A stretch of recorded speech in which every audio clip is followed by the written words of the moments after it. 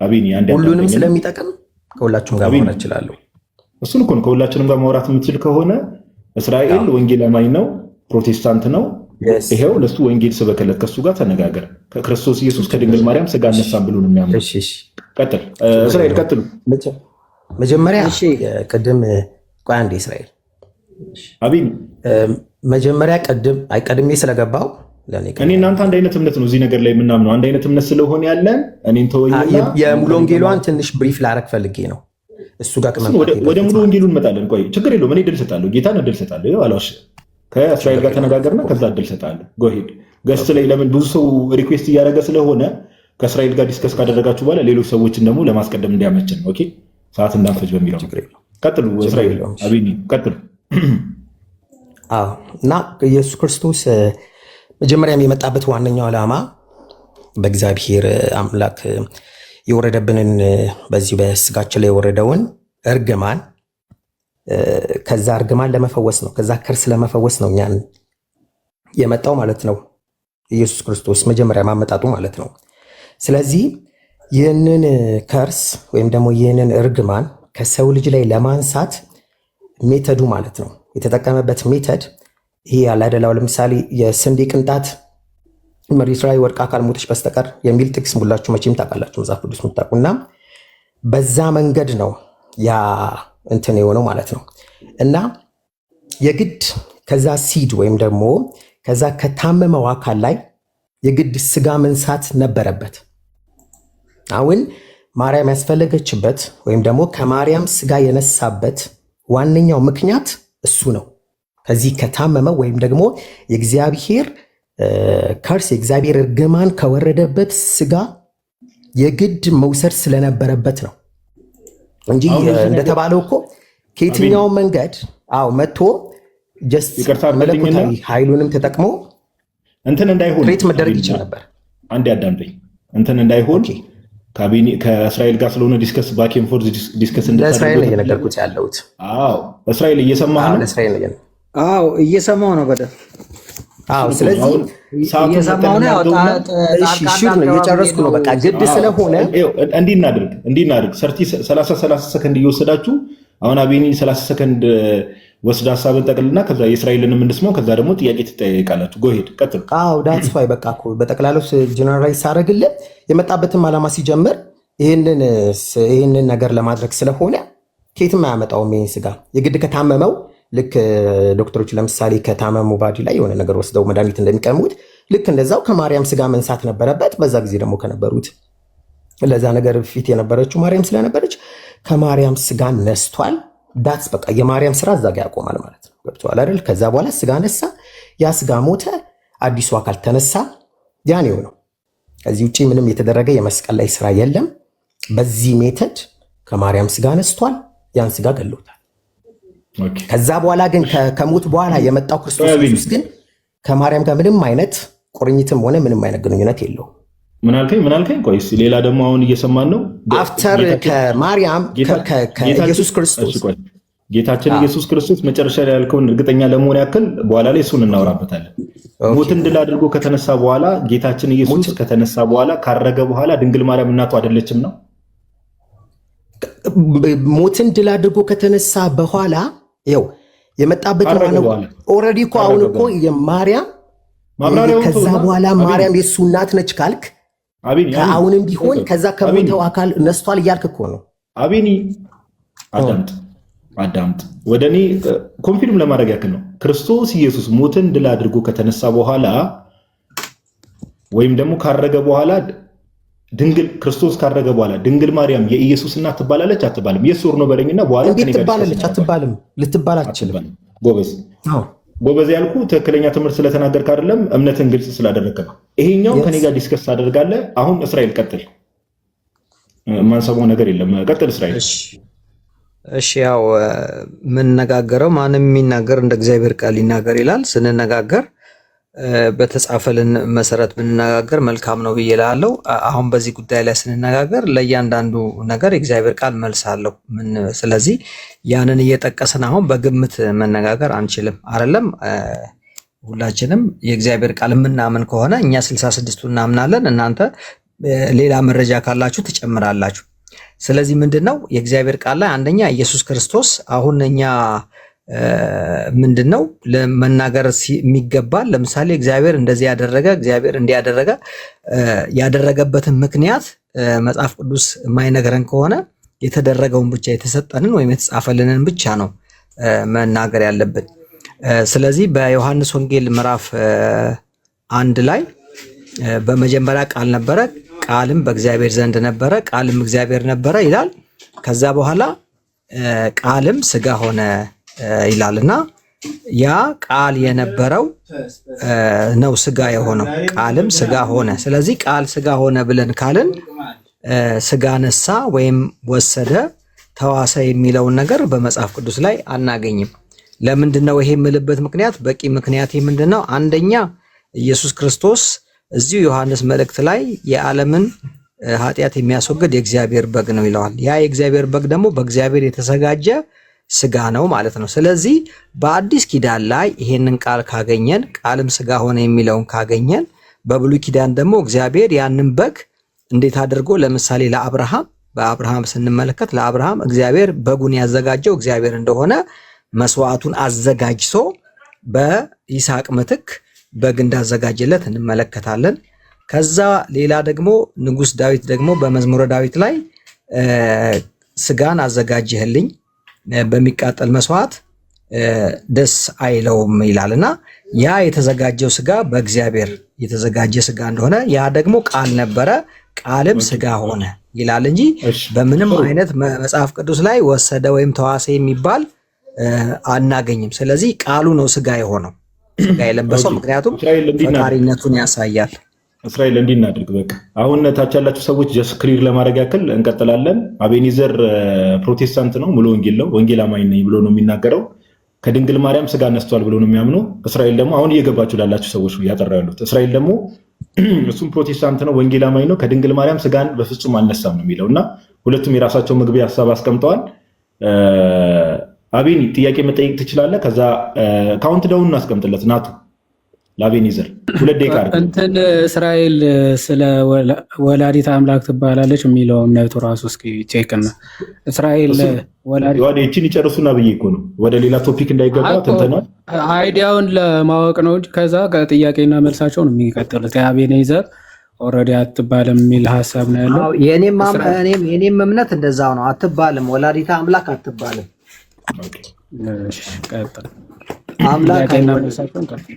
ችግር የለም። ቀጥል አቤኒ። አሁን ወላዲት አምላክ ምናምን የሚለው ላይ ሳይሆን ቅድም ነስታለች አልነሳም በሚለው ላይ አቤኒ ካውንት ዳውን ናቱ እንደ አዲስ ጀምርለት 2 ደቂቃ አድርግለትና አቤኒ ጥያቄ ይጠይቅ። ኦኬ የመጀመሪያውን አሁን የሙሉ ወንጌሉን ትንሽ እንትን ለማክሪ ለማድረግ ማለት ነው። አቤኒ ሙሉ ወንጌል እንደዛ አቤኒ እየሰማ ፕሊዝ። እስራኤል ሀሳቡን አስቀምጧል፣ አንተም ሀሳብን አስቀምጣል። እስራኤል ወንጌል አማኝ ነኝ መጽሐፍ ቅዱስ ላይ እንደዚህ አይነት ትምህርት የለም እያለ ነው። ጥያቄ ያቀርብለት። ጎ ሄድ።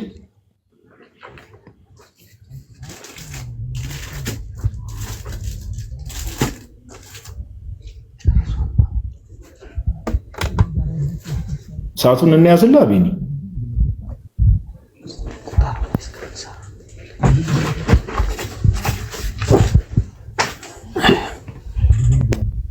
ማን ነው ከጀርባ? አቤኒ አለ። በውጪ ዘንድ የሚታዩት ነገሮች ትንሽ አንድነት አስመስሎ ያስጠቁናል እንጂ ልዩነቶች እንዳሉን እኛም እናውቃለን፣ እነሱም ያውቃሉ።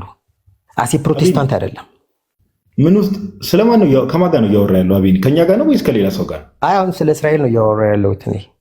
ብዙ ልዩነቶች እንዳሉ ይታወቃል። አቤኒ አዳምጠኝ። ስለ እስራኤል ሳይሆን የምታወራው አንተ መግቢያን ሰጠ፣ እስራኤልን መግቢያውን ሰጠ። መጽሐፍ ቅዱስ ላይ እንደዚህ አይነት ሽታውም የለም ስጋ ነሳ የሚል ትምህርት እያለ ነው። ስለዚህ አንተም ወንጌል አማኝ ነው፣ እስራኤልም ወንጌል አማኝ ነው። ጥያቄን እንድትጠይቅ ይኸው 2 ደቂቃ ድጋሚ እየሰጠን ነው። ቀጥል ሀሳቡ ላይ ፕሊዝ። ኦኬ ናቱ 2 ደቂቃውን እንደ አዲስ አድርግለት። ይቅርታ ናቱ ዛሬ ሌላ ስራ ጨመርኩ። እስራኤል ጥያቄ ጠይቀኝና ልመልስልህ እችላለሁ። እሺ እስራኤል ጠይቀውስ። እስራኤል ፈቃደኛ ስለሆነ ሀሳቡ ላይ ቀጥል። እስራኤል ጥያቄ ጠይቀው። ያው ጥያቄ አሁን ባልኩት መሰረት አንደኛም የተጻፈ እናገኛለን ወይ ኢየሱስ ክርስቶስ ስጋ ነሳ የሚለውን ወይም ገንዘቡ አደረገ የሚል ትምህርት አለና ይሄን ትምህርት በምን ጥቅስ ትደግፈዋለህ? ማለት አሁን እናትነት የሚለውን እናቱ ተብላለች አልተባለም የሚለውን በኋላ ማየት እንችላለን በሌላ ትርጉም ማለት ነው። ግን አሁን እዚህ ጋር ኢየሱስ ክርስቶስ ቀጥታ ስጋ ነሳ የሚለው ቃል የእግዚአብሔር ቃል መቼም እርስ በርሱ አይጋጭም። ይጋጫል ብለህ ካልከኝ ቃልም ስጋ ሆነ ይላል የእግዚአብሔር ቃል። ቃልም ስጋ ሆነ ማለት ወሰደ ሆነና ተዋሰ በጣም ይለያያሉ። መሆንና መዋስ ቃሉ ነው ስጋ የሆነው ያ የአምላክነትን ባህሪ ያሳያል። ተዋሰ ስንል ግን ኦልሬዲ ወሰደ ሆነ ከሌላ ነገር ትንተናውን ተውና ጥያቄው ላይ ትኩረት አድርግ። ስለዚህ ጥቅስ ስጠኝ ነው ከድንግል ማርያም ስጋ ነስቷል የሚለው ጥቅስ ስጠኝ ያልከው። እሺ አቤል ጥቅስ ስጠኝ እያለ ነው። ቀጥል። አዎ ጄኔራሊ በዚህ ጉዳይ ላይ ያው ከአብርሃም ዘር እንደወጣ የዳዊት ከዳዊትም የዘር ግንድ አዳኝን አስነሳላቸዋለሁ እንዳለ ከያዕቆብም። ስለዚህ የሰው ወይም ደግሞ የሰው ከሰው ዘር ከዛ ከያዕቆብ ነገድ ከእስራኤል ነገድ እንደሚወለድ ከይሁዳ ነገድ እንትን እንደሚል መጽሐፍ ቅዱስ ላይ ብዙ ቦታ ላይ ተቀምጧል። ይሄ እኮ ለጥያቄም የሚቀርብ ነገር አይደለም። ስለዚህ ከዛ የዳዊት ልጅም ይባላል ሲጀምርም ማለት ነው። መጀመሪያ ላይም ደግሞ ማቴዎስ እንደጀመረም ደግሞ የዘር ሐረጉ እኮ ተቀምጧል ከምን ተወልዶ ቀጥታ ምን እንዳለ። ስለዚህ እሱ ጥያቄ ውስጥ የሚገባም ነገርም አይደለም ሲጀምርም ማለት ግልጽ የሆነ ነገር ነው። ስጋ እንደነሳ ጥያቄ ውስጥ የሚገባ አንድ እንደ ፕሮቴስታንት እንዲህ እስከማምነው ድረስ ከ30 ዓመት በላይ በዚህ እምነት ውስጥ ቆይቻለሁ። እንደዚህ አይነት ጥያቄ ሲነሳ ዛሬ አዲስ ነው የሆነብኝ ለእኔ ራሱ።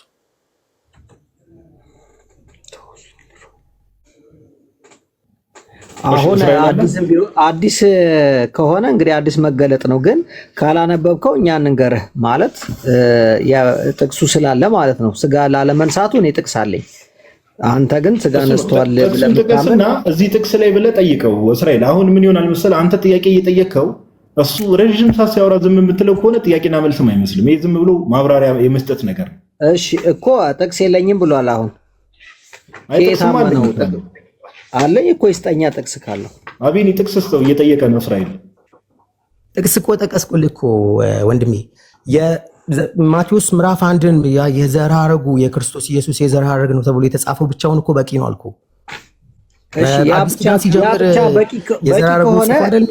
ሉቃስ ላይ አቤኒ ሉቃስ ወንጌል ላይ መልአኩ ገብርኤል መጣና ለማርያም አበሰራት አይደለ? ከዛ ማርያም የዮሴፍ እጮኛ ነበረች ይላል አይደለ? ያ እጮኛ ማለት ምን ማለት ነው? አይ ገና አላገኛትም ማለት ነው። ያው አጭቷታል። አይ እኮ ምን ማለት ነው ትርጉሙ? እጮኝነት ትርጉም እኮ መታጨት ነው። ሊያገባት መታጨት ማለት ትርጉም የለውም።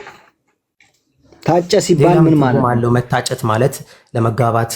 ለምሳሌ አንተ ለማጨት ስትል ምን እያደረክ ነው? አጭቻለሁ እጮኛ አለችኝ ስትል ምንድን ነው? ምን ማለት ነው?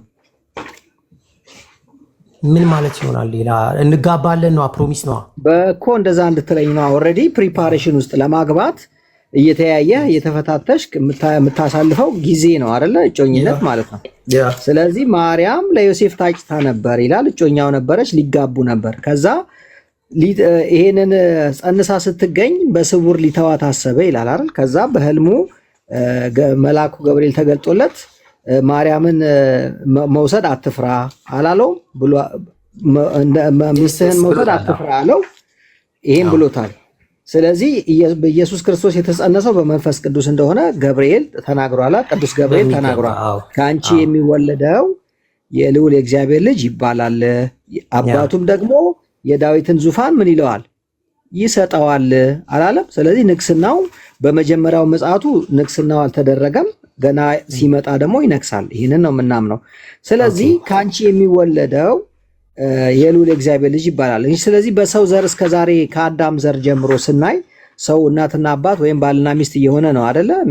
ከአዳም በስተቀር አዳም ከመሬት አፈር ነው የተሰራው። ስለዚህ ከአዳም በስተቀር ሁሉም የሰው ልጅ በመወለድ ነው የመጣው። ይህን ታምናለህ?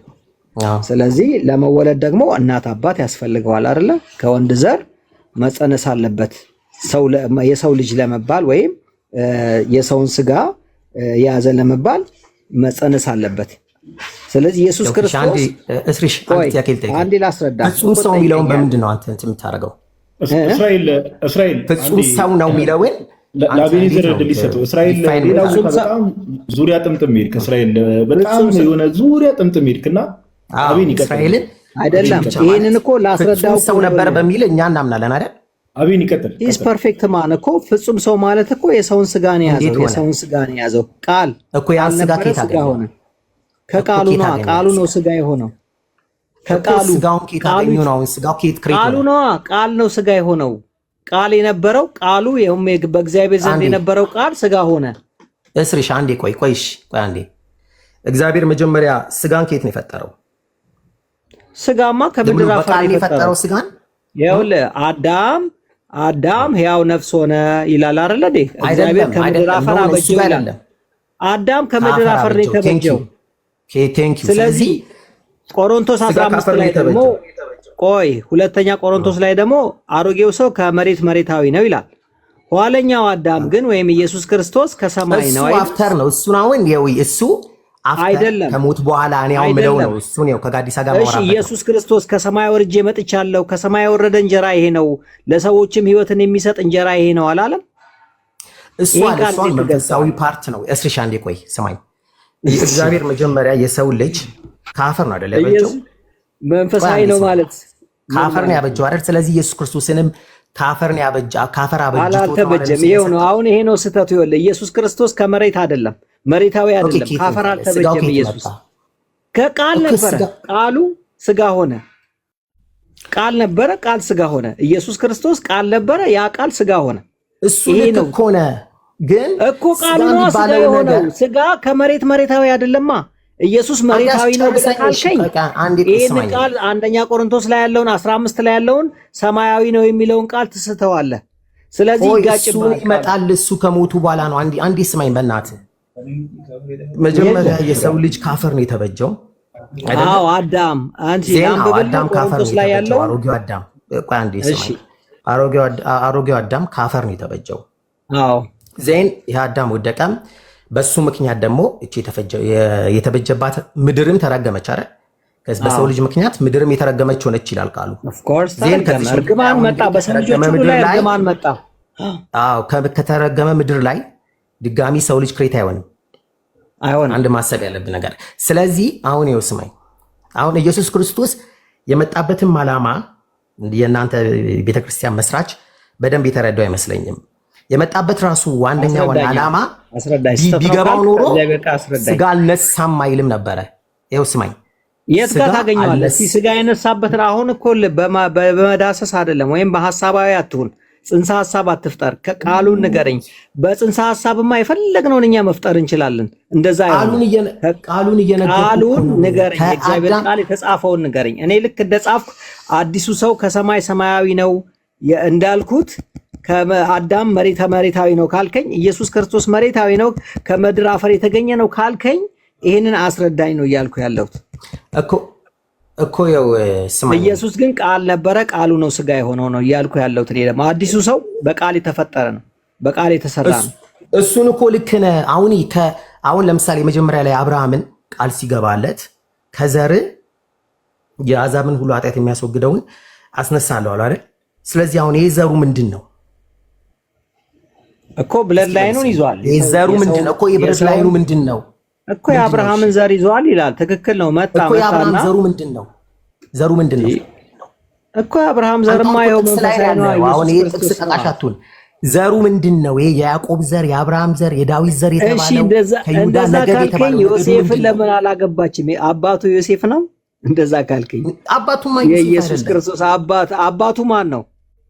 አባቱ እግዚአብሔር ነው። ያው ኢየሱስ ክርስቶስ አባቱን እናት ቢለው ምዕራባውያን ላይ እሱን ማንበብ ትችላለህ። ነገር ግን እኛን ለማዳን ከሆነ ምድራዊ አባት አለው።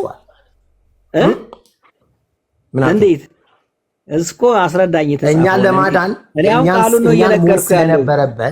እኛን መምሰል መንሳቱን እንዴት ነው ስለነበረበት የእኛን ስጋ ነስቷል እኮ። አንተ በቃሉ ላይ ይሄን ጨምር መስራችን ጠይቀው፣ እሱም እንደዚህ አይልም። በእርግጠኛ አይደለም። እኔ መጽሐፍ ቅዱስን የማነበው የተጻፈውን አንተ ንገረኝ። እዚህ ጋር ነስቷል ተብሎ ተጽፏል የሚል የተጻፈ ካለ ወይም በሌላ አገላለጽ የተገለጸ ካለ አስረዳኝ።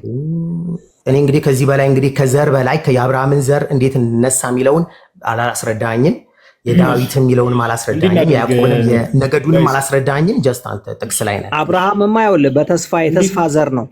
አብርሃም በተስፋ የተሰጠው ዘሩ የአብርሃም ዘር ክርስቶስ ላይ ሲመጣ እውነተኛው ወይም መንግስተ ሰማይ ወራሽ የሆነው ዘር መሆኑን ነው የሚያሳየው።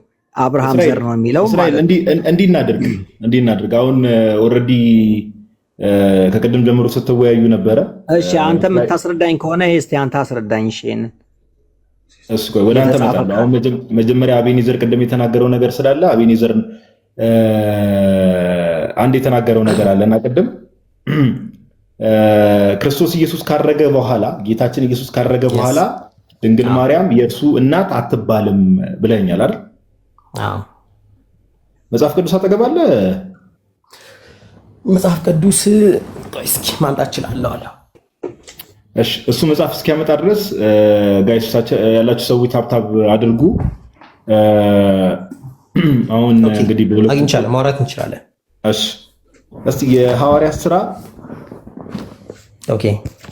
የሐዋርያት ሥራ ምዕራፍ 1 ከቁጥር 9 ጀምሮ ያለውን አንብቡ።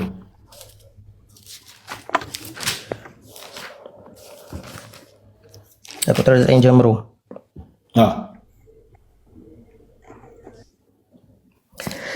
ይህንንም ከተናገረ በኋላ ከእነርሱ ያዩት ከፍ ከፍ አለ፣ ደመናትም ከዓይናቸው ሰውራ ተቀበለችው። እነርሱም ሲሄዱ ወደ ሰማይ ትኩር ብለው ሲመለከቱት ሳሉ እነሆ ነጫጭ ልብስ የለበሱ ሁለት ሰዎች በአጠገባቸው ቆሙ። ደግሞም የገሊላ ሰዎች ወደ ሰማይ እየተመለከታችሁ ስለምን ቆማችሁ? ይህ ከእናንተ ወደ ሰማይ የወጣው ኢየሱስ ወደ ሰማይ ሲሄድ እንዳያችሁት እንዲሁ ይመጣል አሏቸው። ቀጥል እስከ 14 ድረስ። ኦኬ።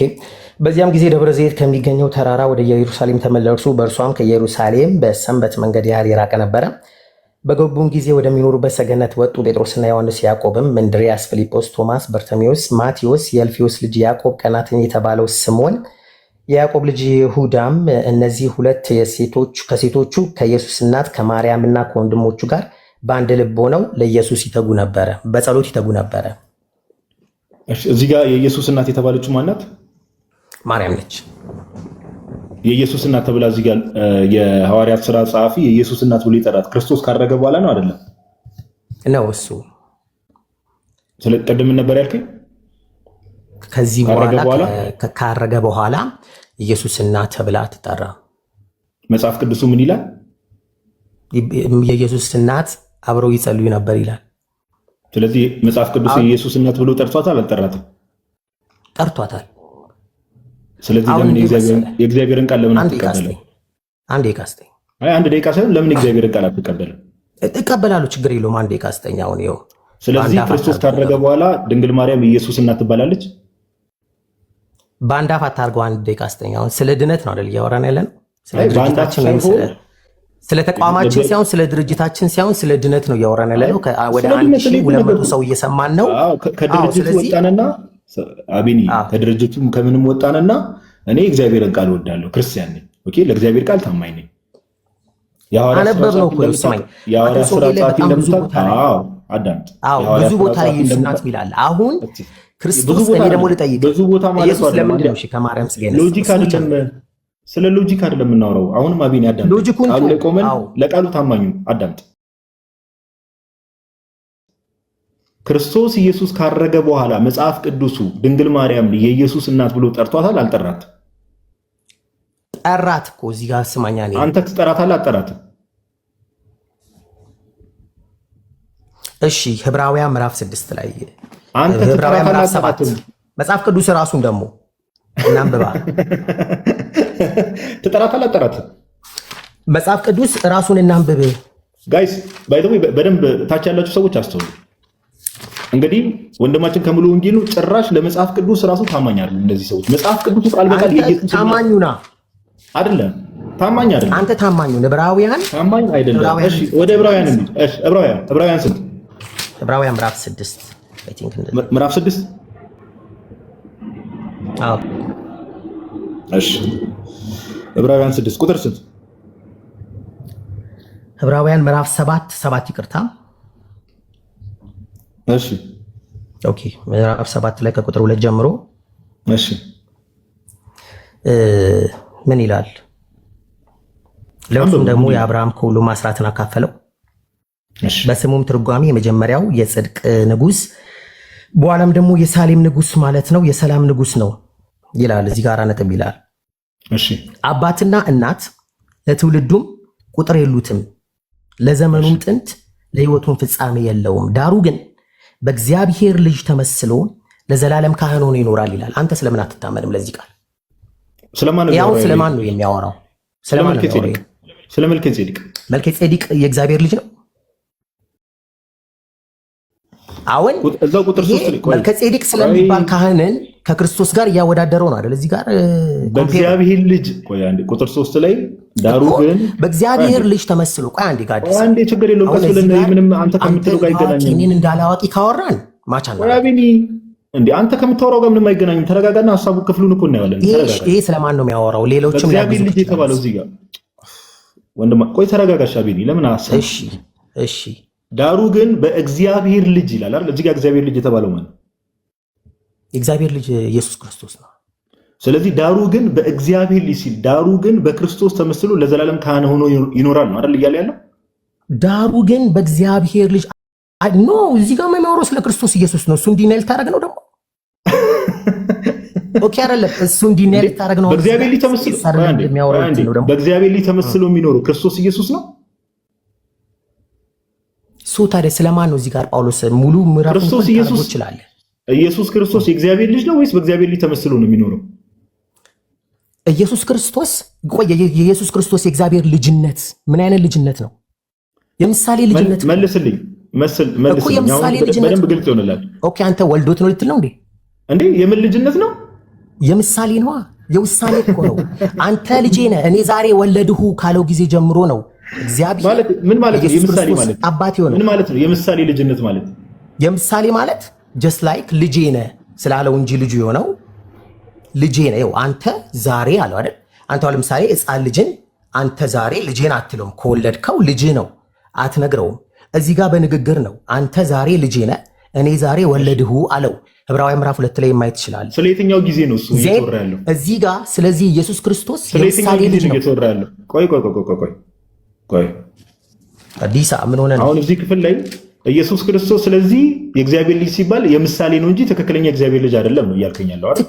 ኦኬ ትክክለኛ እግዚአብሔር ልጅ ማለት እንዴት ምን አድርጎት ወልዶት የባህሪ ልጁ ነው አይደለም እኮ ባህሪው ምሳሌ ነው። ያው ምንድን ነው የሚለው? እሺ እዛው 6 ላይ እኮ ማንበብ ትችላለህ። አቤት ይረጋበልና ነው ምናምን ላይ የባህሪ ልጅ ነው አይደለም? አዎ ስማኝ፣ በባህሪው የመልኩ ነጸብራቅ የባህሪው ምሳሌ ኢየሱስ ክርስቶስ የባህሪው ምሳሌ ነው ይላል። የመልኩ ነጸብራቅ ነው ይላል እዛው ዕብራውያን ላይ አንብብ። እሱን እኮ ዕብራውያን 1:3 ላይ አሁን ከምታወራው ነገር ጋር አቤኒ ከአንድ ቦታ ሌላ ቦታ ተዝለል ከምታወራው ነገር ስለዚህ አሁን ምሳሌ ነው። አንድ አዳምጥ ቆይ አቤኒ ስንት ነገር ስንት ምንፍቅና ባይዘው ይቅርታ አድርግልኝና ማለት ነው በጣም ከታላቅ ክብር ጋር ብዙ አይነት ምንፍቅና ነው እዚህ ንግግር ውስጥ ያወራ ብዙ አይነት ማለት ነው። እያንዳንዱ አሁን ምንፍቅና የምትለው አንተዋት አሁን ቆይ እንዴት እንደሆነ ላሳይ ነው። እዛው ክፍል ላይ ቆመን እንጨርስ። አባትና እናት የትውልድም ቁጥር የሉትም የተባለው ማን ነው? ኢየሱስ ክርስቶስ። ክርስቶስ አባት የለው? እግዚአብሔር ልጅ ምሳሌ ያለ የለም። ቆይ አንዴ ክርስቶስ አባት የለው? የክርስቶስ አባትነትን እኮ ከታች ጽፎታል። ያው ክርስቶስ አባት አለው የለውም? እናትም የሉትም። ቆይ አንተ የምትለው መልከ ጻዲቅ ለትውልዱ ለዘመኑ ለትውልዱ ቁጥር የለው ከክርስቶስ በፊት ነበር እያልከኝ ነው? አቤኒ ይሄ ባይዞ የእውቀት የሚመስል ሳቅን በጣም ነው የሚያናደኝ። ለትውልዱ ቁጥር የለውም ወይ መልከ ጻዲቅ? ችግር የለውም። አዳምጠኝ። ኧረ በእግዚአብሔር ስም አዳምጠ። ክርስቶስ አባት አለው የለውም? ክርስቶስ የእግዚአብሔር የምሳሌ ልጅ ነው። ክርስቶስ በውሳኔ የመጣ ልጅ የለውም። ክርስቶስ አባትነቱን እኮ ከታች አስቀመጠልህ። እግዚአብሔር ነው አባቱ። አባቱ ግን ምንድን ነው? በእግዚአብሔር ልጅነት። ታዲያ አባትና እናት ብዙ ነው ዲና ያርገ ነው። አንተ አሁን እዚህ ጋር እያወራህ አባት የለውም እኮ አባት የለውም የሚለው ለክርስቶስ እንዴት ይሆናል? አባት ካለው እሺ፣ ከታች ያለው ታዲያ ምንድን ነው? ቆይ አንዴ በእናትህ ስማኝ አንዴ ፕሊዝ። በምታምነው እምነት ያለ ሰውዬው ቆይ ስማኝ። እዚህ ጋር እሺ፣ ሰው ቆይ ስማኝ። መልከ ጻዲቅ አለ በቃ ይበቃል። እውነት ለማውራት እኔ እስካሁን በትዕግስት ያወራው እንደው ምንም ደህና ነገርም አውርት አይደለም። በጣም ብዙ ነገር የተሳሳትኩ እንድታዳምጥ የምፈልገው ነገር በመጀመሪያ ደረጃ ዕብራውያን ምዕራፍ 7 ላይ ያለው መልከ ጼዴቅን ነው ከክርስቶስ ጋር እያወዳደር ያለው። ኦኬ ክህነቱ የክርስቶስ ኢየሱስ የመልከ ጼዴቅ ክህነት ነው። ኦኬ የመልከ ጼዴቅ ክህነት ነው። ከዛ ጼዴቅ ለትውልዱ ዘመን የለውም። አሁን ይችን ብቻ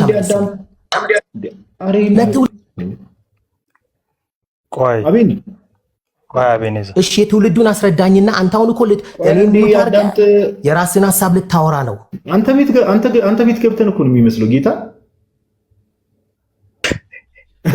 እኔ በጣም ምንድን ነው በጣም በተረጋጋ መንፈስ ነው እንደውም ሳወራው የነበረው ሌላ ጊዜ እንደማደርገው አይደለም። ግን ስንት ምንፍቅና ወራ እዚህ ውስጥ ራሱ የሰማችሁ ሰዎች ሰምታችኋል። የክርስቶስ ልጅነት ራሱ ምንድነው አለ ናቶች እዚህ ምንድነው አባትና እናት ትውልድም ባለፈውም ሲያነሱ ስለነበር ቁጥር 3 ላይ ያለውን ሐሳብ ይልበት።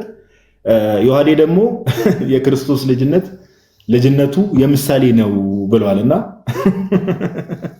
ወልዶት አይደለም ብለዋል። ሊትራሊ እንደዚህ አይነት ንግግር ተናግረዋልና ከሙሉ ወንጌል የመጣው እሺ ናቱ ቀጥል። ቁጥር 3 ላይ ያለውን ሐሳብ አጠር ባለ መልኩ ሐሳብ ሰጥተበት እስኪ። ይሄ ነገር ብዙዎቹ እንደዛ እንደሚያምኑ ነው የተረዳሁት አሁን ማለት ነው። ስለዚህ እንዴትም መመለስ እንዳለብን በቃ አጠር አድርጌ ልንገራችሁ።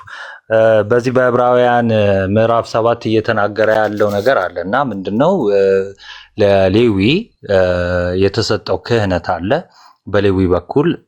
ከዛ በኋላ ደግሞ ጌታችን በሌዊ በኩል እንዳልሆነ እና ደግሞ ሕጉ ሲለወጥ ክህነቱም መለወጥ እንዳለበት ክህነቱ ሲለወጥ ሕጉም መለወጥ እንዳለበትና እንደተለወጠ ሊነግራቸው ነው። ምክንያቱም ዕብራውያን የሌዊን ክህነት ካልያዝን የሚል ነገር ስላለ ከዛም ይበልጣል ብሎ ሊነግራቸው ነው። እና እሱን ለማሳየት ደግሞ ምን አረገ ቅዱስ ጳውሎስ ከአብርሃም ሌዊ ተመልከቱ የአብርሃም ልጅ ነው። ከዛ በፊት እንግዲህ ለሌዊ ክህነት ከመሰጠቱ በፊት አብርሃም ራሱ አስራት ያወጣለት አንድ ካህን አለ ተባለ። ማን የሚባል? መልከ ጼዴቅ የሚባል። ስለዚህ ስለ መልከ ጼዴቅ እየተናገረ ነው። ስለዚህ ልክ እንደ መልከ ጼዴቅ አለ። ልክ እንደ መልከ ጼዴቅ ነው የክርስቶስ ክህነት አለ። እና ባጭሩ ምንድነው ሌዊ የዘር ሐረግ የለውም የትውልድ ቁጥር የለውም ብሎ ሲናገር አይታወቅም እየተባለ ነው። ለምንድነው የማይታወቀው? በክርስቶስ ተመስሎ ስለሚኖር ለዛ ነው እንጂ ዝቅ ብሎ እዛው ትውልዱ ከነርሱ የማይቆጠረው ግን ይላል። ስለዚህ ትውልድ አለው ማለት ነው ካህኑ መልከ ጼዴቅ። አሁን ይሄንን ያዙና ቁጥር 6 ላይ ተመልከቱ። ትውልዱ ከነርሱ የማይቆጠረው ከአብርሃም ምንን አውጥቷል አለ? አስራትን አውጥቷል አለ። ስለዚህ ትውልድ እንዳለው ወይ ደግሞ የዘር ሐረግ የተወለደ የሰው ልጅ መሆኑን ልብ ይለዋል ማለት ነው። ግን እዚሁ ክፍል ላይ ተመልከቱ ቁጥር 11 ላይ እንግዲህ ህዝቡ በሌዊ ክህነት የተመሰረተን ሕግ ተቀብለዋል አለ። ስለዚህ እስራኤላውያን በሌዊ የተመሰረተን ሕግ ተቀብለዋል። በምን ክህነት? በሌዊ ክህነት። ለሌዊ ክህነት ተሰጥቷል። እሺ በዚያ ክህነት ፍጹምነት የተገኘ ቢሆን አለ አሁን ወደ ፍጽምና ሊደርሱ አልቻሉም። በእንስሳ በመሰዋት የመንጻት የኦሪት ስርዓት እነዚህ የቤተ መቅደሱ አገልግሎት በዛ ሊደረስ አልተቻለም። ቢደረስ ግን ኖሮ እንደ አሮን ሹመት የማይቆጠር እንደ መልከ ጼዴቅ ሹመት ግን የሆነ ሌላ ካህን ሊነሳ ወደፊት ስለምን ያስፈልጋል? እንዲህ አላለም። ካህኑ መልከ ጼዴቅ ሊነሳ ባላስፈለገ ነበር አላለም። ልክ እንደ መልከ ጼዴቅ ያለ ከሌዊ ያልሆነ ክህነት ያለው ሌላ ካህን ሊነሳ ባላስፈለገ ነበር። ያ ማለት ክርስቶስ መምጣት ባላስፈለገው ነበር እያለ። ስለዚህ ክርስቶስን ምን ብሎ ጠራው? በአጭሩ ሌላ ካህን፣ ልክ እንደምን ያለ? እንደ መልከ ጼዴቅ ያለ። ስለዚህ ጌታችን ከይሁዳ ስለመጣ ከሌዊ አልመጣም። ከሌዊ ስላልመጣ ከይሁዳ ነው ግን የመጣው እና የይሁዳን ዘር ነው የያዘው፣ የይሁዳን ነገር ነው የያዘው። ካያችሁ ክህነት የተለየ ክህነት ሆነ ማለት ነው። ከሌዊ የተለየ ክህነት ሆነ እና ሌላ ካህን የሚለውን ያዙ። ባጭሩ ይሄ ነው። ያ ቃሌት ያሰማልን ናትሻይ ሜቢ የዋዴ እዛው ሀሳብ ላይ አሁን ቅድም እንደው የክርስቶስ ልጅነት ምሳሌያዊ ነው የሚል በጣም ከባድ የሆነ ንግግር። አሁን ችግሩ እኮ እነዚህ ሰዎች ወንጌል አማኝ ተብለው ተቀምጠው እምነታቸው ራሱ ምን አይነት እምነት እንደሆነ እየተመለከተ በጣም ነው የሚያሳዝነው። ጌታ በጣም ነው የሚያሳዝነው እግዚአብሔር በሚያውቀውና እስቲ ዋዲ እዛ ሀሳብ ላይ የተወሰነ ነገር በልበት። ይሄ እንኳን ብዙ ጊዜ እንትን ያለው ሀሳብ ነው፣ ግን ሀሳብ ስትል ቃለ ሕይወት ያሰማል። እናቱ በጣም እንዲህ የምንፍቅና ብፌ ዊዝን 5 ሚኒትስ 5 ደቂቃ ሰው አውርቶ እንዴት ነው ከ10 በላይ ምንፍቅና ራሱ ሊያወራ የሚችለው እዚህ ፖሲብል ግን ይቻላል። ጥበብ ይፈልጋል እኮ እነ አሪዮስ ራሱ እንደዚህ አልቻሉበትም ነበር እና መጽሐፍ ራሱ ጽፈው ያው የጻፉት ምንፍቅና ይሄን ያክል አያክልም እና የሆነ 5 ደቂቃ በክርክር መልክ አውርተው የሚናገሩት ምንፍቅና ማአት you don't have any idea ማለት አንድ ርዕሱ ያልሆነ ነገር ያነሳሉ። ድንግል ማርያም አሁን ከዛ በኋላ እናቷ አትባልም ይላል፣ ስጋ አልነሳም ይላል፣ ከሰማይ ነው የመጣ ይላል። ምን ያልተሰማ ነገር አለ? ከዛ ደግሞ ብለው ጭራሽ ደግሞ ክርስቶስ ደግሞ ያ አብ ወልዶታል ልትል ነው እንዴ? ጭራሽ ክርክር ማለት ወልዶታል ልትል ነው እንዴ? እና አባቱ የተባለው በምንድን ነው? እኔ እኮ ካልወለደው እንዴት ነው አባቱ ባይዞ ቅዱስ አትናቴዎስ ከአሪያንስ ጋር ከአሪዮሳውያን ጋር በተከራከረ ሰዓት ማለት ነው ኢተርናል ነው ዘላለማዊ ነው። ስለዚህ ከአብ ጋራ ከጥንቱ ከዘላለሙ የነበረ ነው ብሎ አርጊመንቱ ለአሪዮስ ሳቀርብለት ምን እንዳለው ታውቃላችሁ? እንኪያስ ከዘላለም ከእሱ ጋር ከነበረ እንዴት አባቱ ሊሆን ይችላል? ጓደኛው ወይም ወንድሙ ለምን አይባልም የሚል ጥያቄ ነበር እና አትናቴዎስ የመለሰለት ምላሽ መጻሕፍት የሚሉትን አታነብም ወይ? ኦኬ አብ ወለደው የአብ ልጁ ነው የምንለውን የሚሉትን የመጽሐፍ ቅዱስ ክፍላቶች ከቶ አላነበብካቸውም ወይ ይላል። ከወለደውስ እንዴት ወንድሙ ይሆናል ነው የሚለው ማለት። ኦኬ አብ ከወለደው እንዴት ነው የእሱ ወንድሙ ሊሆን የሚችለው ነው አሪዮስ አትናቴዎስ ቅዱስ አትናቴዎስ ለአሪዮስ ራሱ የሚያቀርበው እናመጣለን ወዳጃችን መጽሐፍ ቅዱስ በምልአት ባይዘወይ ክርስቶስን ወልጅሃለሁ ብሎት እንደው ለመላእክት ግን እንደዚህ አላላቸውም ነው የሚለው ዕብራውያን መልእክቱ ሐዋርያ ቅዱስ ጳውሎስ ሲናገር ምዕራፍ 1 እቺንና አንድ ከመዝሙረ ዳዊት ጠቅሼ ያው ብዙ ጊዜ ስለሄድንበት ወደ ርዕሱን እንመለሳለን ማለት ዕብራውያን 1 ከቁጥር ያው የባህሪው ነጸብራቅ ምሳሌ የሚለው በባህሪ የሚመስለው የሚተካከለው ነው ካለ በኋላ ነው ማለት ነው። ግን ለክርስቶስ ግን አዎ ወልጅሃለሁ ነው የሚለው ወልጅሃለሁ ግን ለመላእክት ግን ማለት እኛ ልጆች እንባላለን መላእክት ይባላሉ። ግን በክርስቶስ ልክ ወልጅሃለሁ ብሎ የተናገረው ግን ማንም የለም ነው። ከመላእክት አንተ ልጄ ነህ እኔ ዛሬ ወልጅሃለሁ ደግሞ እኔ አባት ሆነዋለሁ እርሱም ልጅ ይሆነኛል ያለው ከቶ ለማን ነው ይላል። ለማንም አላለም ለክርስቶስ ብቻ ነው።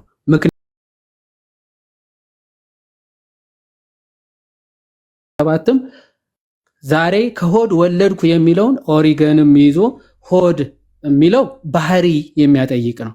ኦኬ ምክንያቱ እኛ ከእናቶቻችን ማህፀን ሆድ ስንወጣ እነሱም በባህሪ አክለን መስለን እንደምንወጣ ሁሉ ወልድም ከአባቱ ባህሪ ተካክሎ ባህሪ ዘም ባህሪ አካል ዘም አካል የተወለደ ነው። ለዛ ከሆድ አለው ዛሬ አለ ልደቱ ኦኬ ዘላለማዊ ስለሆነ ልደት ዘያልቅ ስለሆነ ማለት ልደት ዘያልቅ ማለት የሆነ ልክኛ ተወልደን አለቀ እንደሚባለው አይደለም። ዘላለም የሆነ ልደት ነው። ዘላለማዊ የሆነ ልደት ነው።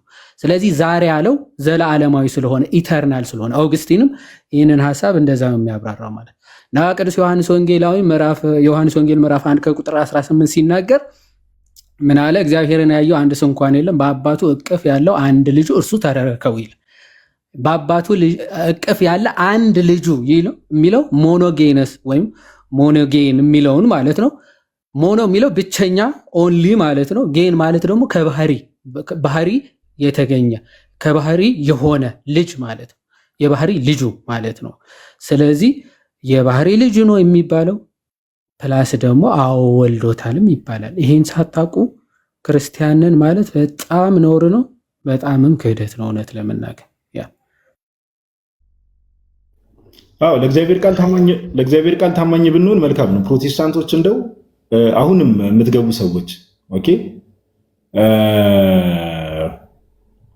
የትኛውም ፕሮቴስታንት ስፔሻሊ ሙሉ ወንጌል ከሆናችሁ ዛሬ ያሳየነው ማስረጃ ሙሉ ወንጌል ውድቅ አድርገዋለች ወይ ደግሞ ኢንቫሊድ ነው ብላ የተናገረችበት ካለ ማስረጃ አስተካክላው ደግሞ ይሄንን የእምነት መግለጫ ደግሞ አስተካክላ አይ ይሄን ፓርት አጥፍታ ጌታችን ኢየሱስ ክርስቶስ ከድንግል ማርያም ስጋ ነስቷል ብላ በእምነት መግለጫ ያስቀመጠችበት ካለ ማስረጃ አቅርቡ። እንደው ዝም ብሎ በባዶ ቤት አይ እንዲህ ብለዋል እንዲህ ተስተካክሏል ማለት አይደለም። የተስተካከለ ካለ የተስተካከለውን ይዞ መምጣት፣ አሜን የተደረገ ነገር ካለ አሜን የተደረገውን ይዞ መምጣት። ኦኬ ገብቶ ደግሞ ሐሳቡ ላይ መሞገት የሚችል ሰው ገብቶ መሞገት ይችላልና ቃሎት ያሰማልን ዮሐንስ